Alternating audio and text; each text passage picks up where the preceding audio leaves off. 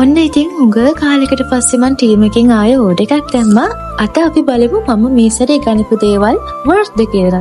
ඉස්සෙල්ලම ගත්ත මම මෙන්න මේ ටී-ෂර්ට් එක 2522ක් වුණා. හැබැයි ඒක මාරම වර්ත් වගේම මාරම ලස්සනයි. මැටීරියල් එකත් හරිම ක්වොලිටි. ඊට පස්සේ මේ පොඩි টොප් එක ගත්තා 1186යි. ඒක නම් ඇත්තටම මැටීරියල් එක ක්වොලිටි නැහැ. ඒක ස්ට්‍රෙච් වෙනවා වැඩි. මම ඒකට ආස නැහැ. මෙන්න මේ ඉයරින්ග්ස් වල පිටිපස්සට යූස් කරන රබර් ස්ටොපර්ස් පැක් එකක් ගත්තා. ඒක රුපියල් 220ක් වුණා.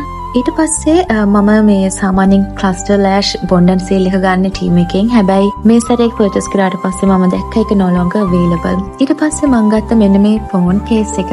ඇත්තටම මං හිතුවා ඒක 3D මේ glitter stuff එකක් කියලා. හැබැයි ගෙනාවට පස්සේ තමයි දැක්කේ ඒක එහෙම නෑ කියලා. මං ඒකටත් කැමති නෑ.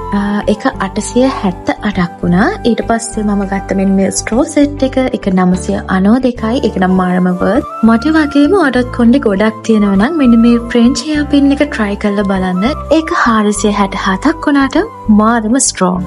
මෙන්න මේ 5 bottom pack එක 2609යි යුනේ. හැබැයි ඒකේ මැටීරියල් වගේම ක්වොලිටි එකත් මාරම හොඳයි. මෙන්න මේ cute earring දෙක 511යි යුනේ. හැබැයි ඒ ගානට හරිම ලස්සනයි වගේම